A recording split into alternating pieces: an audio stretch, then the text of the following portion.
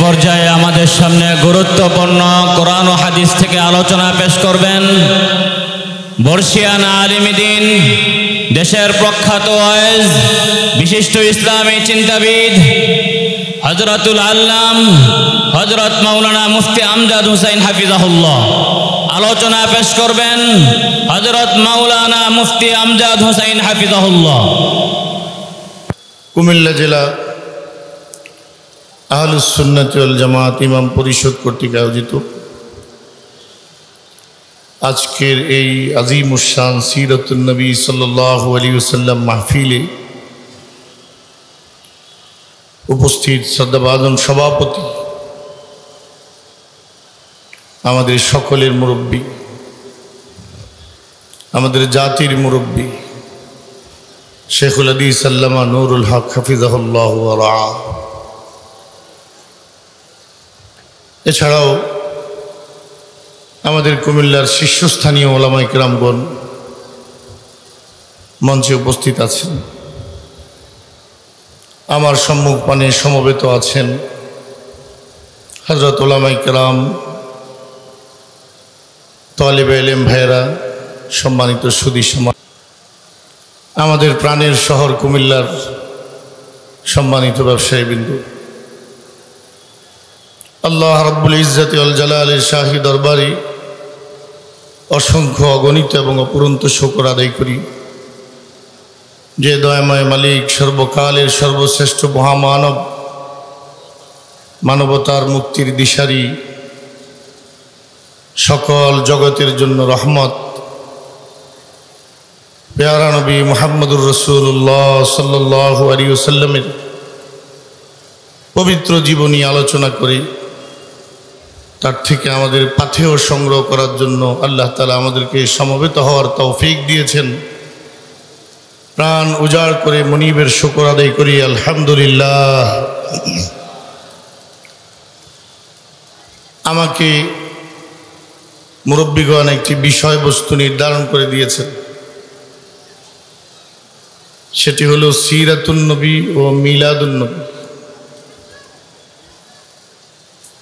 উভয় শব্দের সমন্বয়ে আমার আলোচনার শিরোনাম। মিলাদুন নবী এবং সিরাতুন নবী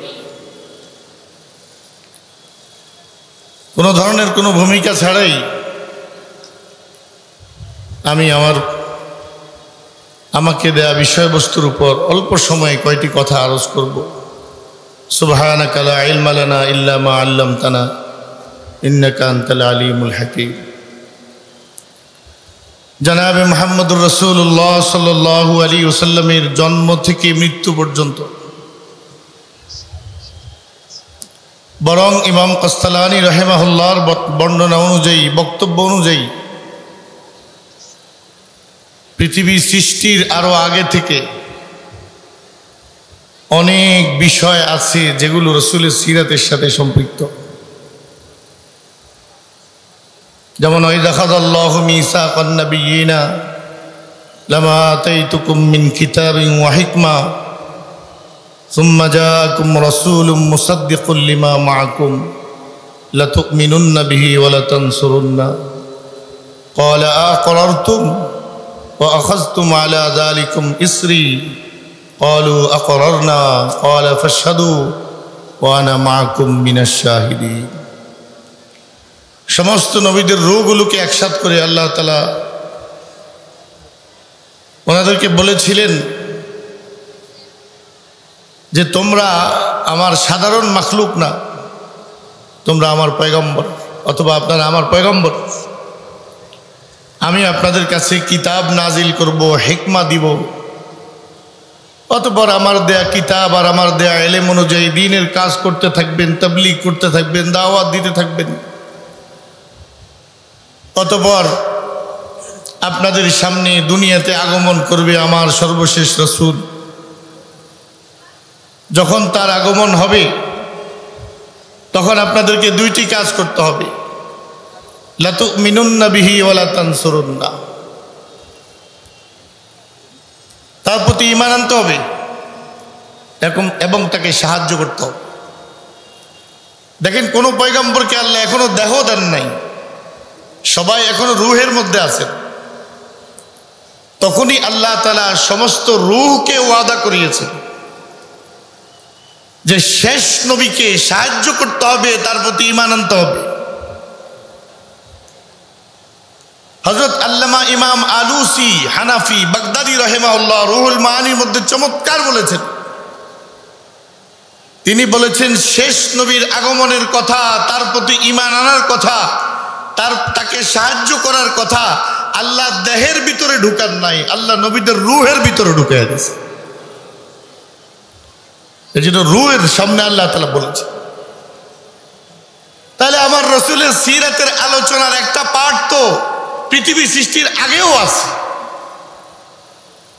নবীদের দুনিয়াতে আগমনের আগেও আছে। এরপর আল্লাহর হাবিব বলেন কুনতু নাবিয়ান ওয়া আদামু বাইনার রূহি ওয়াল জাসাদ, রাওয়াহু তিরমিজি, সুনানে তিরমিজির হাদিস। রাসূল করিম সাল্লাল্লাহু আলাইহি সাল্লাম বলেন আদম যখন রূহ এবং দেহ এই দুইটার মাঝামাঝি ছিল তখনও আমি নবী, আল্লাহ তাআলার ইলমে তখনও আমি নবী। তো রাসূল করিম সাল্লাল্লাহু আলাইহি সাল্লামের সিরাতের আলোচনা, জিন্দেগীর আলোচনা, রাসূলের প্রতি ঈমান আনার আলোচনা দুনিয়ার সবকিছু সৃষ্টির আগেও আল্লাহ তাআলা করেছেন। তারপর দুনিয়াতে নবীর আগমনের সূচনা হলো। 63 বছর জীবন যাপন করে আল্লাহর হাবিব রফিকে আলা মহান বন্ধুর কাছে আবার ফিরে গেলেন ওনার মিশন পুরা করে। তো নবীর জন্ম থেকে মৃত্যু পর্যন্ত এর আগে যা আলোচনা হয়েছে সব মিলে আল্লাহর হাবিব সাল্লাল্লাহু আলাইহি সাল্লামের সিরাতুন নবী, নবীর জীবন আদর্শ। আমাদের দেশে যত ধরনের ফেরকা আছে, যত ধরনের পন্থী আছে, আর যত ধরনের ব্যক্তি যত ধরনের সিরাতের কিতাব রচনা করেছে, সংকলন করেছে, অথবা আমরা যারা অধ্যয়ন করেছি, আপনারা সকলে একটু মেহেরবানি করে বলবেন কোনো একটি সিরাতের কিতাবে নবীর জন্মের কথা নাই, এমন কোন সিরাতের কিতাব আপনারা জীবনে দেখেছেন? পৃথিবীতে আছে এমন কোন কিতাব? কোন কিতাব নাই। রাসূলের সিরাতের উপর যত কিতাব রচিত হয়েছে সমস্ত কিতাব নবীর জন্ম থেকে মৃত্যু পর্যন্ত পুরা জিন্দেগি আলোচনা করেছে, আলোচনা হয়েছে এই কিতাবগুলোতে। এই ধারাবাহিকতা আল্লাহর হাবিব সাল্লাল্লাহু আলাইহি সাল্লামের পুরা জীবনে ছিল, যে মিলাদুন নবী সিরাতুন নবী থেকে আলাদা না। ওই অবস্থা সাহাবায়ে কেরামের যুগে, খেলাফতে রাশেদার যুগে 30 বছর সিরাতুন নবী আর মিলাদুন নবী আলাদা ছিল না। 100 হিজরি পর্যন্ত সাহাবায়ে কেরামের জমানা পুরাপুরি খতম হওয়া পর্যন্ত, কেউ বলেছেন 100, কেউ বলেছেন 110, আল্লাহর হাবিব সাল্লাল্লাহু আলাইহি সাল্লামের আখিরু মান মাতা মিনাস সাহাবা আবু তুফাইল, আল্লাহর হাবিবের সাহাবীদের মধ্যে সর্বশেষ ইন্তেকাল করেছেন আবু তুফাইল, 110। এই পর্যন্ত সিরাতুন নবী আর মিলাদুন নবী আলাদা ছিল না। তাবিঈনদের 150 বছর সিরাতুন নবী মিলাদুন নবী আলাদা ছিল না। তবে তাবিঈনদের আরো 100 বছর সিরাতুন নবী মিলাদুন নবী আলাদা ছিল না। জন্ম থেকে মৃত্যু পুরা নবীর সিরাত, জন্ম থেকে মৃত্যু পুরা নবীর সিরাত। নবীও বলেন, সাহাবীরাও, খোলাফায়ে রাশিদিনও বলেন, সাহাবীরাও বলেন, তাবিঈনরাও, তবে তাবিঈনরাও, আইম্মায়ে আরবা, আইম্মায়ে হাদিস যারা, সবাই চলতে চলতে চলতে চলতে 600 হিজরি আসছে। বলেন তো ভাই কত হিজরি? 600। তার অর্থ এর আগে 6 শতাব্দী অতিবাহিত হয়েছে। মিলাদুন নবী আর সিরাতুন নবীকে কখনোই আলাদা করা হয় নাই। 600 হিজরি সনে ইরাকের মৌসিল শহরে, মৌসিলের অন্তর্গত আরবিল শহরে এক শাসক ছিলেন, তার নাম ছিল মুজাফফর উদ্দিন। এই লোকটা ইমাম শামসুদ্দিন জাহাবি রাহিমাহুল্লাহর বর্ণনা মতে মুসরিফ, মুতাকাব্বির এবং জালিম ছিল। অহংকারী, অপব্যয়কারী এবং জালিম। এই লোকটা হঠাৎ করে একটা ঘোষণা দিল, খুব মনোযোগ দিয়ে কথাটা খেয়াল করি ভাই। এই লোকটা আজীব এক ঘোষণা দিয়েছে যে কোরআন সুন্নাহর গবেষণা সবার জন্য উন্মুক্ত। কেউ কোনো ইমামকে মানতে হবে না, যে যেভাবে যার বুঝে ধরে ওইভাবে গবেষণা করে কোরআন হাদিসের উপর আমল করতে পারে। এই ঘোষণা দেওয়ার সঙ্গে সঙ্গে রাতারাতি কয়েক হাজার মুস্তাহিদের জন্ম হয়ে গেছে, বড় বড় গবেষক। অধিকাংশ মুস্তাহিদ যারা এই রাতারাতি মুস্তাহিদ হয়েছে, এই মুস্তাহিদরা ওই বাদশা থেকে কেমনে সুবিধা নিবে, তার থেকে কেমনে ফায়দা হাসিল করবে, তাকে কিভাবে খুশি করবে, এই প্রতিযোগিতা নেমেছে। তখন সারা দুনিয়ায় ঘুরে বেড়াচ্ছিল এক মৌলবী, তার নাম ছিল আবুল খাত্তাব ওমর ইবনে দাহিয়া। সে নিজেকে মহাপণ্ডিত মনে করত, হাদিসের বড় ইমাম, লোগাতের বড় ইমাম সে নিজেকে মনে করত, দাবি করত। আর খালি চক্কর লাগাইতো কোথাও কোনো দান্দা করা যায় কিনা। যখন তার কানে খবর গেল যে মুজাফফর উদ্দিন জালিম হলেও কোনোভাবে তাকে যদি কেউ আকৃষ্ট করতে পারে তাহলে তার থেকে বিরাট ফায়দা হাসিল করা যায়, পয়সা করি তার থেকে খোয়ানো যায়। এখানে একটা মজার কথা শুনে রাখেন। আবুল কাসেম আব্দুস সালাম রাহিমাহুল্লাহ ওই জামানার বড় ইমাম। আবুল কাসেম ইজ্জুদ্দিন আব্দুস সালাম, ইজ্জুদ্দিন ইবনে আব্দুস সালাম না, উনি আরেকজন। তিনি বলেন, আমার সাথে একদিন ইবনে দাহিয়ার সাক্ষাৎ হইল। আমি বহুদিন থেকে শুনতেছিলাম যে ইবনে দাহিয়া বড় পণ্ডিত, বড় মুহাদ্দিস। আমি জিজ্ঞাসা করলাম তাকে, কাম হাফিজতা মিন আহাদিসির রাসূল সাল্লাল্লাহু আলাইহি ওয়াসাল্লাম। আচ্ছা, আপনাকে তো মানুষ মুহাদ্দিস বলে, আপনিও দাবি করেন বড় মুহাদ্দিস, আপনি হাদিস কতগুলো মুখস্থ করেছেন? ইবনে দাহিয়া বলেন, হাফিজতু আল জামিআ লিত তিরমিজি ওয়াস সহিহা লিল ইমাম আল বুখারী। এই দুইটা কিতাব আমার মুখস্থ আছে।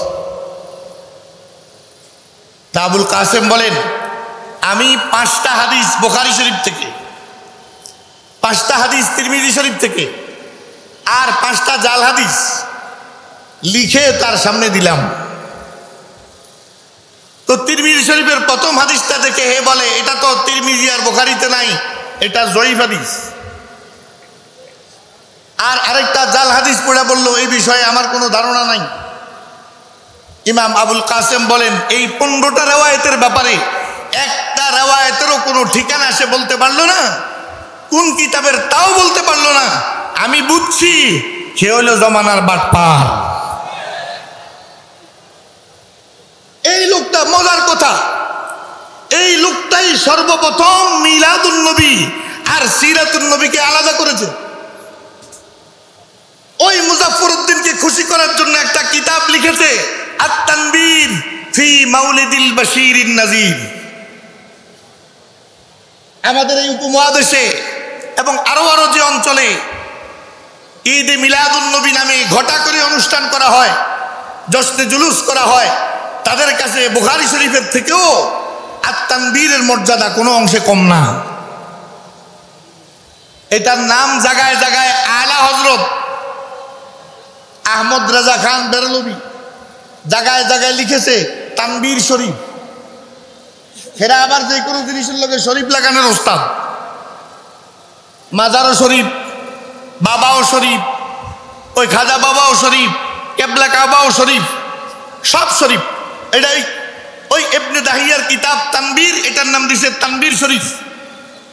আর কাজী আয়াজ রহমতুল্লাহ আলাইহি একটা কিতাব আছে আশ-শিফা বিতারিফি হুকুকিল মুস্তাফা, এর ভিতরে আল্লাহর হাবিবের মহব্বতের অনেক কথা আছে।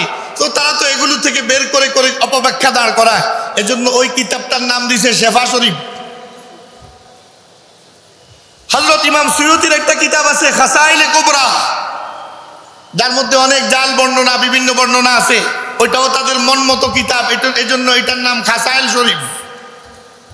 সব কিতাবের নাম শরীফ। এবার আপনারা বিবেচনা করেন, যেই লোক সর্বপ্রথম মিলাদুন নবীকে সিরাতুন নবী থেকে আলাদা করেছেন, এই লোকটা হাদিস না জানা একটা টাউট।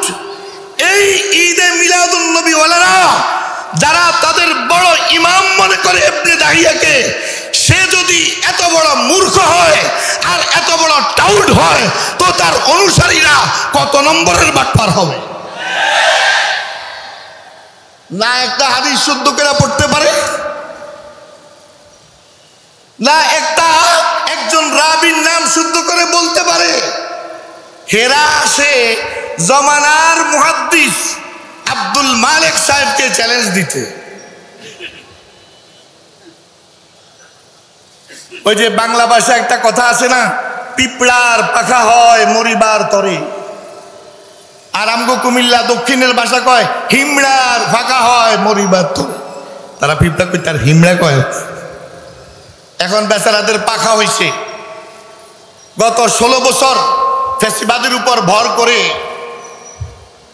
বহুত চালছ, ওলামাদের উপর বহুত নির্যাতন করছ, এই শিরকার বেদাতের বহুত আস্ফালন করেছ। দেশ পরিবর্তন হয়েছে, এখন আর গর্তের ভিতরে থেকে চ্যালেঞ্জ দিলে হবে না, বের হয়ে আসো। কোথায় বসতে চাও, আমরা সেখানে যাব। পুরা বাংলাদেশ যেখানে বসতে চাও, যদি মনে করো না পাকিস্তান থেকে যে 3টা ইম্পোর্টেড মাল আছে এখনো বাংলাদেশে আছে, বাংলাদেশে দিয়া হয় না, এই জন্য পাকিস্তান থেকে 3 জন আমদানি করছে। আজীব ব্যাপার, তাদের চট্টগ্রাম আমদিয়া সুন্নিয়ার প্রিন্সিপাল, নাম বললাম না তার, আপনারা অনেকেই জানেন তার নাম। এক মিলাদ মাহফিলে নাকি সে উপস্থিত হয়ে দেখছে যে একজন লোক দাঁড়ায় নাই কিয়াম করার জন্য। হে বলতেছে মনটা চাইছে তারা লাথি দিতে, মনটা চাইছে তারা উস্কা দিতে, নবীর সাথে গুস্তাখি করলো, নবীর সাথে বেয়াদবি করলো। এটা কোন সময় জানি হে কোন বক্তব্যের মধ্যে বলছে। তো গত কয়েকদিন আগে চট্টগ্রামে তাদের মিলাদ অনুষ্ঠান হইল। ওই পাকিস্তান থেকে আনা 3 জন ইম্পোর্টেড মাল 3টা চেয়ারের মধ্যে বয়া রয়েছে, আর বাকি সব দাঁড়ায় মিলাদ পড়তেছে। আর ওই তার পুরানা অডিওটা কোন শয়তানে জানি এটার লগে লাগে। এখন তারা পাকিস্তান থেকে যা করে আনছে তা করে লাগতেই তো মন চায়, কারণ সবাই দাঁড়াইছে, তারা বইয়া রয়েছে। যাই হোক, তাইলে ইবনে দাহিয়া নামক এই লোকটা মিলাদুন নবী আর সিরাতুন নবীকে আলাদা করলো। আল জুসসা লি আহলি সুন্নাহ এক বিখ্যাত কিতাব, অনেকেই নাম শুনেছেন। এর ভিতরে মজার শব্দ লিখেছেন যে রাসূল করিম সাল্লাল্লাহু আলাইহি সাল্লামের পুরা জিন্দেগীর কোন জায়গা খাটাইয়া, কোন জায়গা ব্যবহার কইরা সিন্নি খাওয়ান যায় না।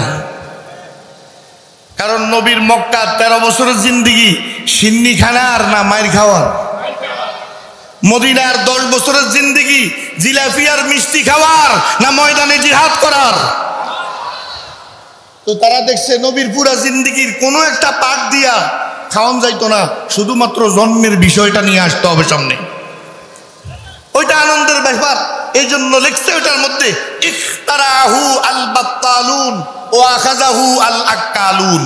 চমৎকার কথা যে এই মিলাদুন নবী, ঈদে মিলাদুন নবী নাম দিয়া এটারে আবিষ্কার করছে বাতিলপন্থীরা, আর এটারে আনন্দে গ্রহণ করছে খাওয়ান্নারা। কারণ শুধুমাত্র এই একটা জায়গা ব্যবহার করে মানুষের আবেগ অনুভূতি জায়গায় সিন্নি, জিলাপি, বিরিয়ানি আরো আপডেট হয়েছে। কি আগে না হুদা জিলাপি কত কিছু হয়েছে খায়। আমাদেরকে তারা আসে সবক দিতে, যে নবীকে আমরা চিনি না, নবীর সাথে আমাদের দুশ্মনী, নবীর মহব্বত আমাদের অন্তরে যদি থাকতো তো আমরাও ঈদ করতাম নবীর আনন্দে। আমাদেরকে নবীর মহব্বত আর ভালোবাসার সবক সিন্নি দিয়া আর জিলাফিয়া দিয়া দিতে হবে না। বালাকোটের ময়দানে ইংরেজদের বিরুদ্ধে নবীর দ্বীন রক্ষা করার জন্য বুকের রক্ত আমরা দিয়েছিলাম। 1866-তে সিপাহী বিপ্লবে রক্ত আমরা দিয়েছিলাম, 47-এ আমরা দিয়েছিলাম। শাপলা চত্বরে নবীর ইজ্জত রক্ষা করার জন্য বুকের রক্ত আমরা দিয়েছিলাম। আমাদেরকে নবীর ভালোবাসা শিখাইতে আইসো না।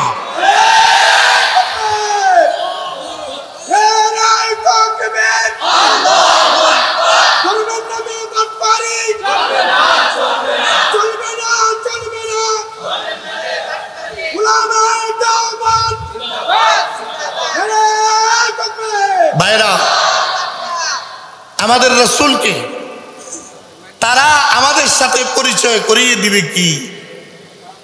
আমাদের আকাবির আসলাফরা রাসূলের যে পরিচয়ের কথা ওনাদের লেখা সিরাত কিতাবগুলোতে উল্লেখ করে গেছেন, ওই সকল বেদাতীরা সেগুলো আজ পর্যন্ত খুঁজেও পায় নাই। আমাদের আকীদা হলো আমাদের নবী সাইয়্যিদুল মুরসালিন, আমাদের নবী ইমামুল মুত্তাকিন, আমাদের নবী ইমামুল আম্বিয়া, আমাদের নবী আশরাফুল আম্বিয়া, আমাদের নবী সর্বশ্রেষ্ঠ আদম সন্তান, আমাদের নবী শাফাআতওয়ালা নবী, আমাদের নবী হাউজে কাউসারওয়ালা নবী, আমাদের নবী হাসরের ময়দানে লিওয়াউল হামদওয়ালা নবী। আমার নবীর নাম আমার রবের নামের পরে কালিমার মধ্যে পাওয়া যায়। আমার নবীর নাম আমার রবের নামের পরে আজানের মধ্যে পাওয়া যায়। আমার নবীর নাম আমার রবের নামের পরে ইকামতের মধ্যে পাওয়া যায়। আমার নবীর নাম কবরে সুয়াল জবাবে রবের নামের পরে আমার নবীর নাম পাওয়া যায়। আমার নবী সর্বকালের সর্বশ্রেষ্ঠ নবী। চন্দ্র দ্বিখণ্ডিত হয়েছে যেই নবীর আঙ্গুলের ইশারায়, পাথরের জবান খুলেছে যেই নবীর ইশারায়। আমার ভাইরা আঙ্গুলের ভিতর থেকে ঝর্ণা চালু হয়ে 1400 সাহাবীর পানির ব্যবস্থা হয়েছে যেই নবীর আঙ্গুল থেকে। যেই নবীর থুতু মুবারকের বরকতে 1400 সাহাবীর জন্য পানির স্রোত প্রবাহিত হয়েছে। আমার নবী সেই নবী। তুমি আমার নবীর মর্যাদা আমার কি বুঝাইতে আসবা?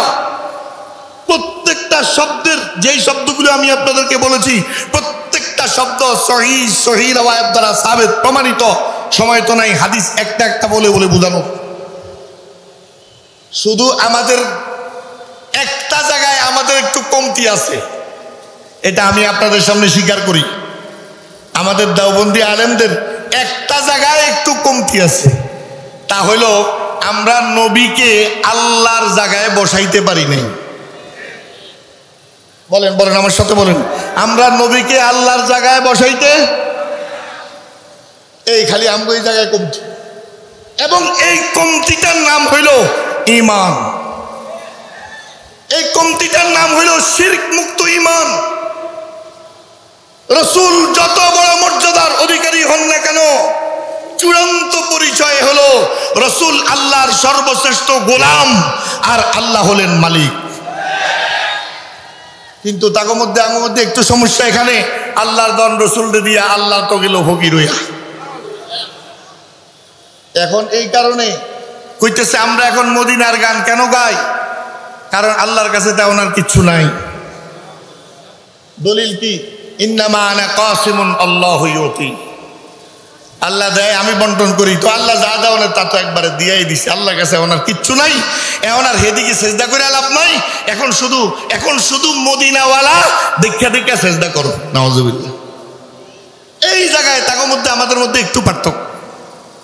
আমরা নবীকে সর্বোচ্চ শ্রদ্ধা করি, আমরা নবীর মাকাম সবার উপরে মনে করি, আমরা নবীকে দুনিয়া এবং সাইয়্যিদুল আউয়ালিন ওয়াল আখিরিন, দুনিয়া এবং আখিরাত নয় শুধু সকল জগতে আমার রব বলেন আনা রব্বুল আলামিন, আলহামদুলিল্লাহি রাব্বিল আলামিন। আর আমার নবীর পরিচয় আল্লাহ দিচ্ছেন আমা আরসালনাকা ইল্লা রাহমাতাল লিল আলামিন। বন্ধু, আমি সকল জগতের রব আর আপনি সকল জগতের জন্য রহমত। আমার নবীর এই পরিচয় আমার। তো আমার ভাই, নবীকে আমরা ভালোভাবে চিনি, আমরা চিনি, নবীকে আমরা মহব্বত করি জীবন থেকে, সন্তান থেকে, সম্ভ্রম থেকে, নিজের সমস্ত কামাই থেকে, পিতা মাতা থেকে, এবং প্রচন্ড তৃষ্ণার্ত অবস্থায় ঠান্ডা পানির চেয়েও আমরা নবীকে বেশি ভালোবাসি। কিন্তু আফসোস হলো এই, যতই ভালোবাসি না কেন আমরা এই আকীদাও অন্তরে রাখি, আমার ভালোবাসা নবীর প্রতি কোনো দিন আবু বকরের ভালোবাসা নবীর প্রতি যদ্দুর ছিল অদ্দুর হবে না। আপনাদের মধ্যে কেউ থাকলে হাত তুলে দেখান যে আমি আবু বকর থেকেও নবীরে বেশি ভালোবাসতে পারছি, আছেন কেউ? তাইলে বলেন, আমি আশিক রাসূল, আবু বকর আশিক রাসূল, আমি বড় না আবু বকর বড়? আমি আশিক রাসূল, সাহাবারা আশিক রাসূল, আমরা বড় না আবু বকর সাহাবারা বড়? তাহলে নবীর প্রকৃত আশিক হলেন সাহাবারা। নবীর ইশক শিখতে হলে সাহাবীদেরকে দেখতে হবে, নবীর ভালোবাসা শিখতে হলে সাহাবীদেরকে দেখতে হবে, নবীর প্রতি ইজ্জত শিখতে হলে সাহাবীদেরকে দেখতে হবে। আফসোসের ব্যাপার হলো এই, আজ ঈদে মিলাদুন নবী হলো নবী প্রেমের আর নবী ভালোবাসার এক নাম্বার আলামত, কিন্তু এই ঈদে মিলাদুন নবী পালন না কইরা ১৬ লক্ষ সাহাবী দুনিয়া থেকে গেল, লক্ষ লক্ষ তাবী দুনিয়া থেকে গেল, লক্ষ লক্ষ তাবেঈন দুনিয়া থেকে গেল, আইম্মায়ে মুজতাহিদিনরা দুনিয়া থেকে গেল, কেউ এই ঈদে মিলাদুন নবী পালন কইরা নবীর আশিক হয়ে যাইতে পারলো না। ৬০০ বছর পর যেটা আবিষ্কার হইল সেটা হইল আশিকের আসল পরিচয়। আল্লাহর কসম, ৬০০ বছর পর আবিষ্কার হওয়া বেদাত দিয়া আশিক রাসূল হওয়ার চেয়ে এই বেদাত মুক্ত সাহাবাওয়ালা আশিক রাসূল হওয়া আমাদের জীবনের স্বপ্ন। তোরা এই আশিক রাসূল হইয়া থাক, আমরা আবু বকর মার্কা আশিক রাসূল। আমি গতবারও বলছি, এর আগের বারও বলছি, আমগো হুজুররা মাশাআল্লাহ প্রত্যেক বছর বিষয় আমার ঈদে দেয়। তো যারা এই সিরাত মাহফিল আসে তারা মনে করে এই মেয়ে মনে ওয়াজে ঈদে দেন, তো ওনারা গতবারও দিছে, আগের বারও বলেছেন, এবারও হুকুম। শুধু এবার নয়, যদি মৃত্যু পর্যন্ত বলা হয় তারপরও বিদআত নির্মূলে মৃত্যু পর্যন্ত আমরা বলে যাব। আমার ভাইরা, আল্লাহর হাবিব সাল্লাল্লাহু আলাইহি সাল্লাম নবুয়তি লাভ করার পর বেঁচে ছিলেন 23 বছর। একটু মেহরবানি করে আমার সাথে বলবেন কয় বছর? 23 বছরে নবীর জন্মদিন আসছে কতবার? জন্মদিন না, জন্ম তারিখ বলেন। জন্ম তারিখ আসছে কয়বার? আরো জোরে বলেন কয়বার? 23 বার। খুলাফায়ে রাশিদিনের 30 বছরে জন্ম তারিখ আসছে নবীর কতবার? 30 বার। আর পিছনে যাইয়েন না, শুধু এর দূর থাকেন। তাহলে 23টা বছর নবী নবুয়তি লাভ করার পর প্রত্যেক বছর একবার নবীর জন্ম তারিখটা আসছে। আমি আর আপনি না সঠিকভাবে জানি না কয় তারিখ, 7 তারিখ, 8 তারিখ, 9 তারিখ, 10 তারিখ না 12 তারিখ, আমরা তো জানি না। কিন্তু নবী তো ওহির মাধ্যমে জানতে পারতেন, আর আল্লাহ তো নবীকে ওহির মাধ্যমে জানাতে পারতেন, ও আমার বন্ধু আপনার জন্মের তারিখ এইটা। বলেন, এটা জানানোর ক্ষমতা আল্লাহর ছিল না?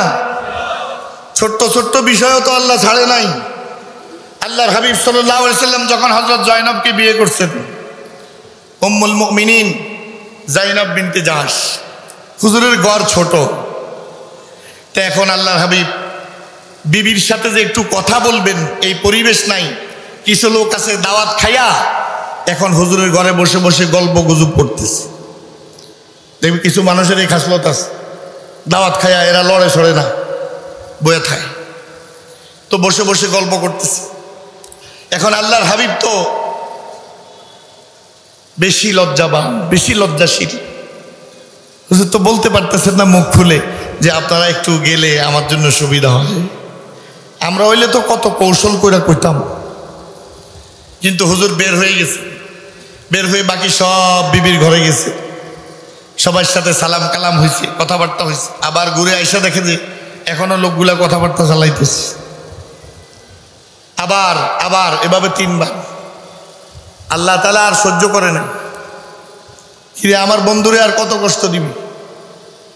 ফাইদা তাইমতুম ফান্তাশিরু, ওই বেটা খানা খাইছস উচ্চা না যাবি,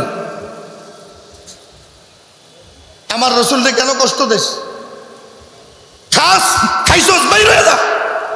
ফাইন্না যালিকুম কানা ইউযিন নবী, আমার নবীর কষ্ট হয়, ওঠ।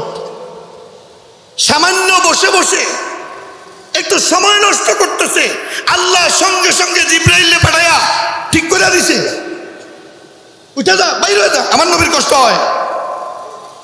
নবীর খুশি করার জন্য, নবীর ভালো মন্দ সুবিধা অসুবিধা খেয়াল করতে আল্লাহ তাআলা কেমন তৎপর।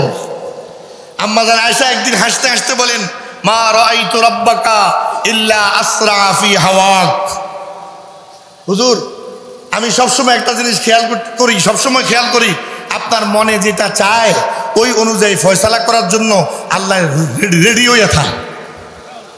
আপনার মন যেটা চায় সঙ্গে সঙ্গে আল্লাহ ওইটাই কইয়া দেয়, ওইটাই কইয়া দেয়। আমি দেখলাম যে আপনার মনের কথাটা পুরা করার জন্য আল্লাহ সর্বদা তৈয়ার। সুবহানাল্লাহ। তো সেই নবীর জন্ম তারিখটা আল্লাহ নবীকে জানিয়ে দিলেন না কেউ।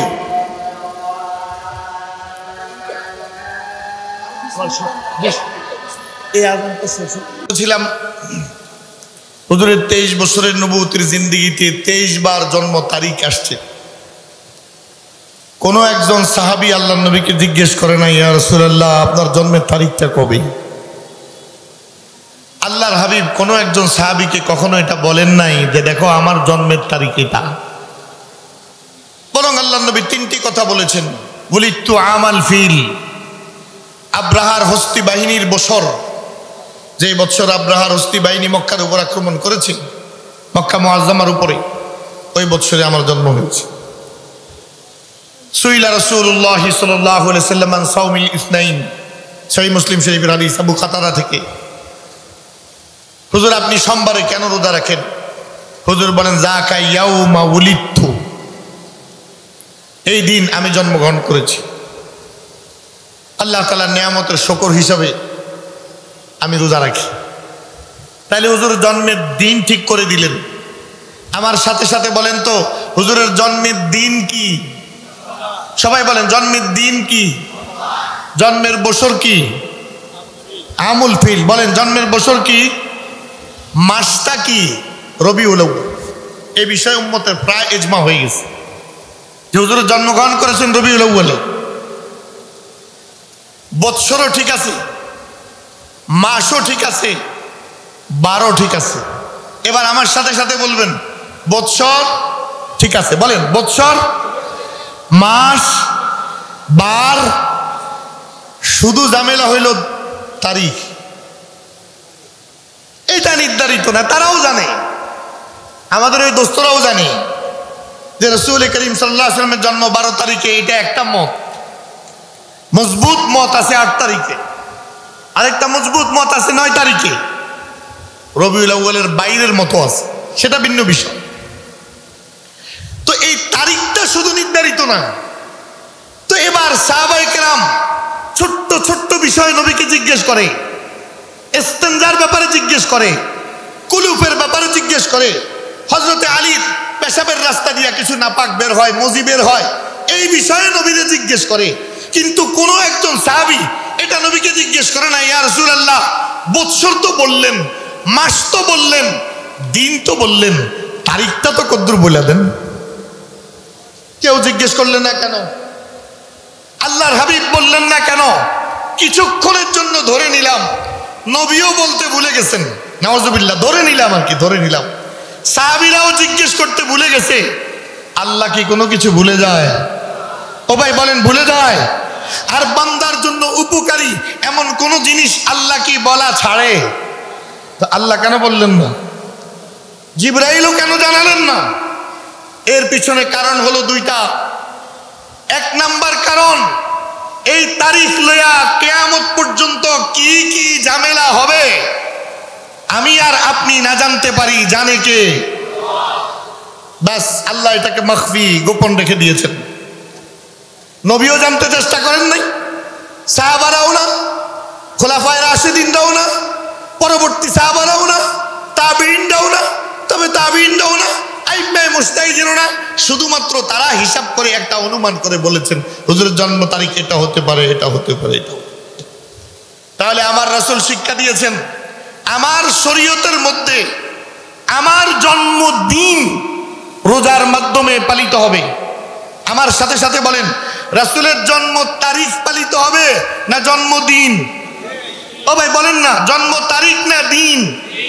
বলেন তো, খাইয়া না রোজা রাইখা? এখন তো বিরাট জটিলতা সৃষ্টি হয়ে গেছে। যদি তারা নবীর দেখানো পথ অনুযায়ী দিন পালন করে, তাহলে বছরে 52 দিন উপাস থাকা লাগে। এটা তো বিরাট জটিলতা। এত জটিল আশিকে রাসূল হওয়া তো মুশকিল। এই জন্য চিন্তা করলো তারিখটা ঠিক করো। কিন্তু এই ভদ্রলোকরা জানে না, দিন, জন্মদিন রোজা রেখে নবী রাখার সবক আমাদেরকে দিয়েছেন। তারিখ আল্লাহ নবী ইগনোর করেছেন, তারিখকে পাশ কাটিয়ে গিয়েছেন। কারণ খ্রিস্টানরা ঈসা আলাইহিস সালামের জন্ম তারিখ পালন করে, এটার নাম বড়দিন। কথা বলেন না? খ্রিস্ট ধর্মে বড়দিন আসেনি? ভগবান শ্রীকৃষ্ণের জন্মদিন পালন করে, জন্ম তারিখ। হিন্দুরা এটার নাম জন্মাষ্টমী। আপনারা কি জীবনে কোনোদিন শুনেছেন যে হিন্দুরা তারিখ বাদ দিয়া দিন পালন করে? শুনছেন? শুনেন নাই। খ্রিস্টানরা তারিখ বাদ দিয়া দিন পালন করে, শুনছেন কখনো? শুনেন নাই। তাহলে জন্মের সাথে সম্পর্কিত দিন সোমবার। এই সোমবারে আল্লাহর হাবিব সাল্লাল্লাহু আলাইহি সাল্লাম রোজা রেখেছেন। সাহাবারাও নবীর মহব্বতে এই দিন রোজা রেখেছেন। আর 1400 বছর থেকে আশিকে রাসূলরা সোমবার দিন নবীর মহব্বতে রোজা রাখে। এরা দিন বাদ দিয়া তারিখ ঠিক করে ওই তারিখে ঈদ পালন করে। নবী কয় না খায়া, এরা কয় খায়া। নবী কয় রোজা রাইখা, এরা কয় ঈদ কইরা। এরা তো নবীর থেকেও বেশি বুঝা বইয়া রয়েছে। এরা তো আল্লাহ এবং তার রাসূলের থেকে আরো এক কদম দুই কদম আগে হয়ে গেছে। নাউযুবিল্লাহি মিন জালিক। ও আমার কুমিল্লাবাসী, কিয়ামতের দিন জাহান্নামীদেরকে জাহান্নামে দেওয়া হলে চিৎকার দিয়ে তারা বলবে, ওয়াকালু লাউ কুন্না নাসমাউ আও নাকিলু মা কুন্না ফি আসহাবিস সাঈদ। যদি দুনিয়ার মধ্যে আল্লাহর দেওয়া বিবেকটা খাটাইতাম আর দিলের কান দিয়ে হক কথাগুলো শুনতাম, তাহলে আজকে আমি জাহান্নামে আসতাম না। ও আমার কুমিল্লাবাসী, ও হযরত উলামায়ে কেরাম, ও ব্যবসায়ী বৃন্দ, ও পর্দার আড়ালের মায়েরা, তারা এটার নাম দিয়েছে সকল ঈদের বড় ঈদ, ঈদে মিলাদুন নবী। তারা বলতে চায়, নবী বলেছেন ঈদুল ফিতর ছোট ঈদ, নবীর ঘোষণা ঈদুল আজহা ছোট ঈদ, নবীর ঘোষণা জুমুয়ার দিনকে ঈদের দিন হিসাবে লুগাবি অর্থে ছোট ঈদ, আরাফার দিনকে ঈদের দিন বলা হয়েছে ছোট ঈদ। নবী যেগুলোকে পারিভাষিক বা শাব্দিক অর্থে ঈদ বলেছেন, এগুলো সব ছোট। তারা যে ঈদ বানাইছে এটা সবচেয়ে বড়। তো ওই মূর্খ কয়, ওই মূর্খের নাম বলা হয়েছে আজকে আপনারা শুনছেন। আমি আর এই গণ্ড মূর্খের নাম এ বরকতময় মজলিসে নিতে চাই না। হে কয় ঈদুল ফিতর হইল ফিতরের ঈদ, আর ঈদুল আজহা হইল জবাইর ঈদ, আর ঈদে মিলাদুন নবী হইল নবীর ঈদ। এবার জবাইর ঈদ আর ফিতরের ঈদের থেকে তো নবীর ঈদ সবচেয়ে বড় হবে। কেমন গাঁজা করে যুক্তি দেখছেন? এগুলো হইল তাদের অকাট্য দলিল। আরেকটা মজবুত দলিল বুখারী শরীফে বলে আছে, আশুরার দিন আল্লাহর হাবিব সাল্লাল্লাহু আলাইহি সাল্লাম সাহাবায়ে কেরামদেরকে রোজা রাখতে বলেছেন। বনি ইসরাইলকে, বিশেষ করে ইহুদিদেরকে যখন জিজ্ঞেস করেছেন, হুজুর তোমরা কেন আশুরার দিন রোজা রাখো? তারা বলেছে যাকা ইয়াউমু আনজাল্লাহু মূসা, এই দিন আল্লাহ তাআলা মূসা আলাইহিস সালামকে ফিরআউনের কবল থেকে মুক্তি দিয়েছেন। এজন্য আমরা নাসুমু শুকরান লিল্লাহ, আমরা আল্লাহর শুকরিয়া আদায় করার জন্য রোজা রাখি। হুজুর সাহাবায়ে কেরামদেরকে বলছেন তোমরাও রোজা রাখো। এই তো আল্লাহর নবী 10ই মুহররম রোজা রাখার হুকুম দিয়েছেন।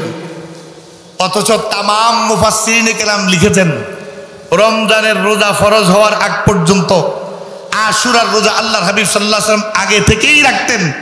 শুধু মদিনায় আসার পর এতটুকুন হুজুর বলেছেন, নাহনু আহাক্কু বিমূসা মিনকুম,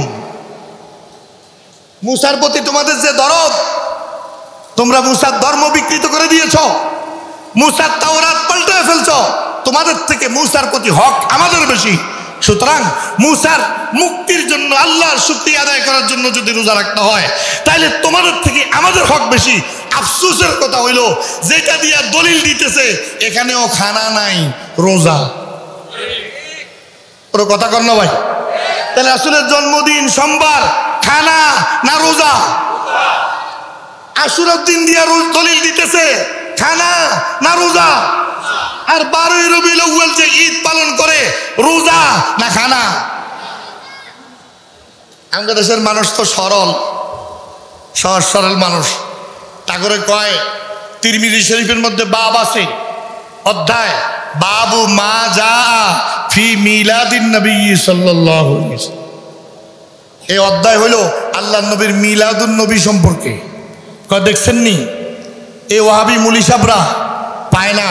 তিরমিজি শরীফের মধ্যে বাব হইল বাবু মা যা ফি মিলাদিন নবী সাল্লাল্লাহু আলাইহি ওয়াসাল্লাম।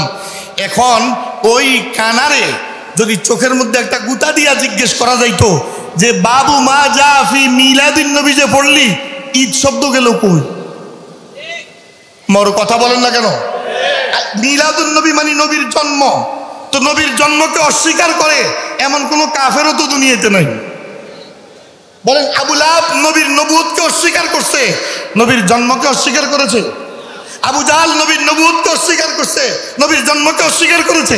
তাহলে মিলাদুন নবী মানে নবীর জন্ম বৃত্তান্ত, জন্মের আলোচনা। তো তুমি যে পড়লা মিলাদুন নবী আর তরজমা করলা ঈদে মিলাদুন নবী, এই ঈদ শব্দটা যে বাড়াইলা কই ফাইলা? ওই তুমগো গুরু বাটপার ইবনে দাহিয়ার কাছে পাইছো। তারপরেও আগের জমানার এই ঈদে মিলাদুন নবীর একটা অবস্থা ছিল।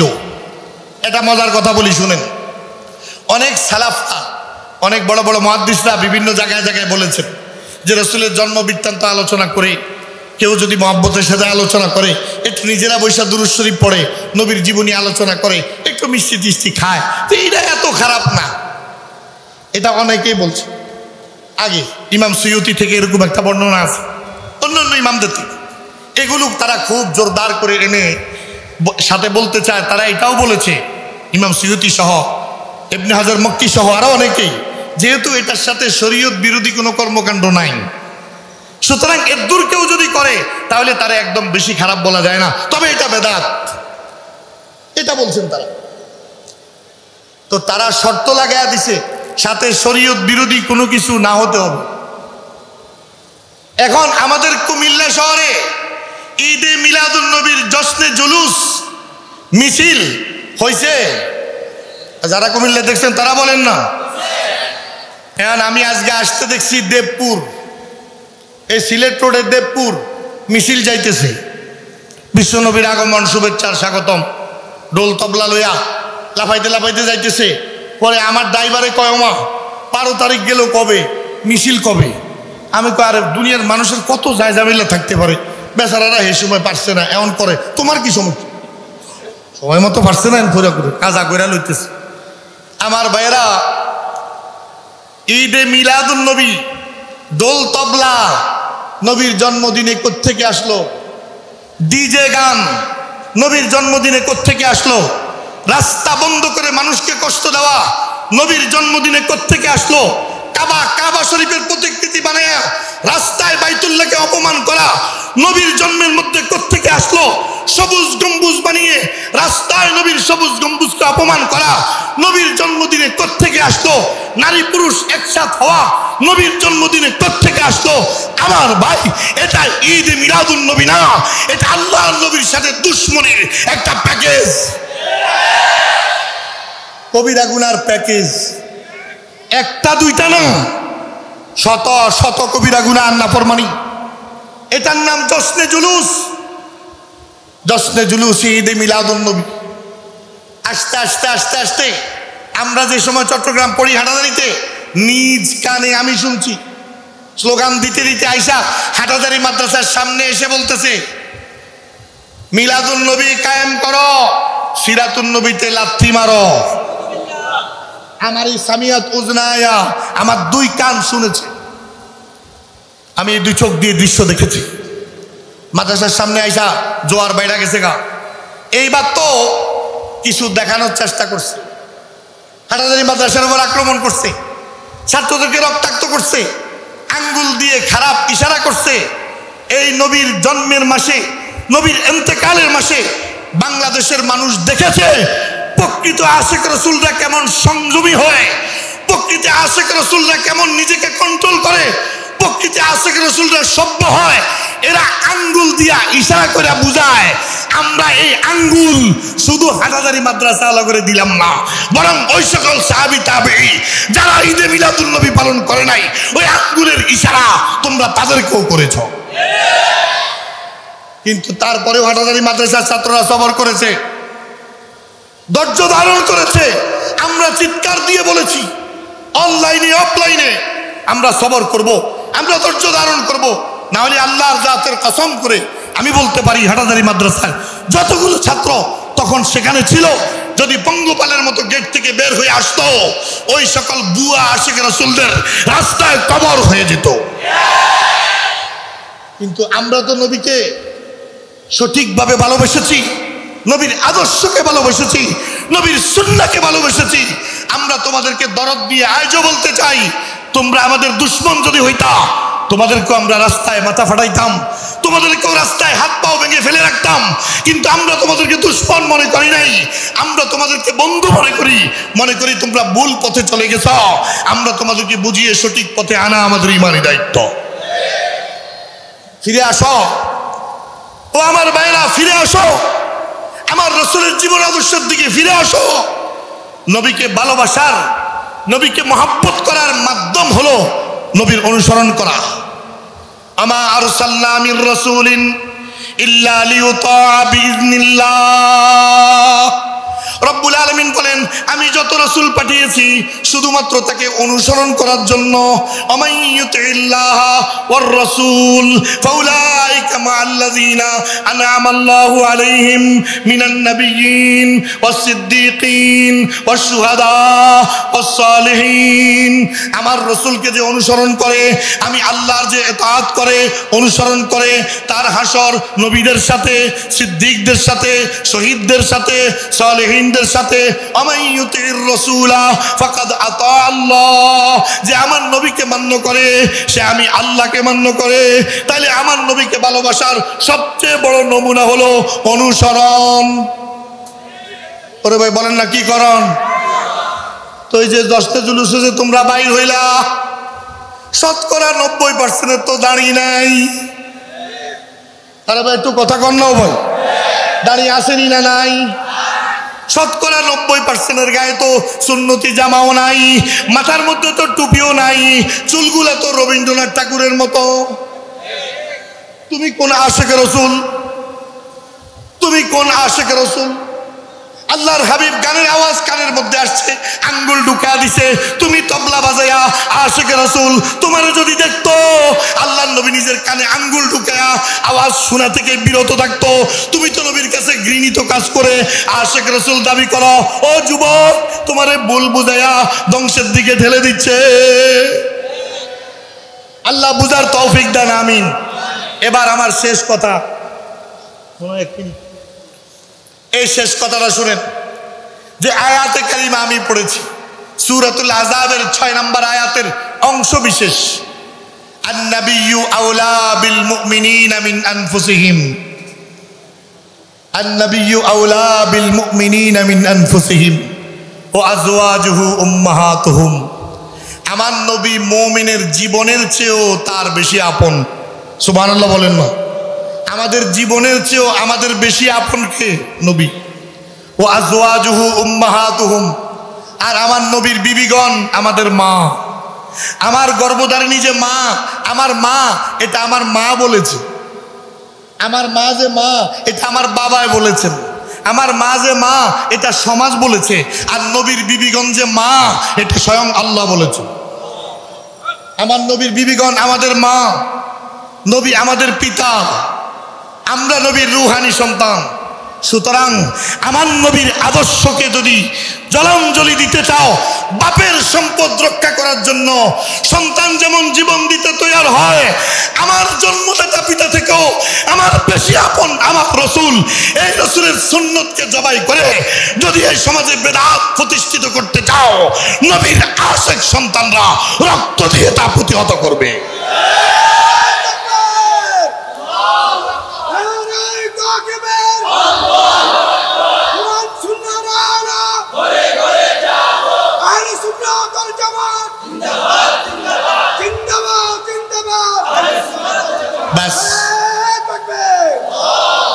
সুতরাং শপথ নিয়ে এই সিরাতুন নবী থেকে আজ থেকে জীবনের প্রতিটি পদক্ষেপে পেয়ারা রাসূলকে অনুসরণ করব ইনশাআল্লাহ। সমস্ত বেদাত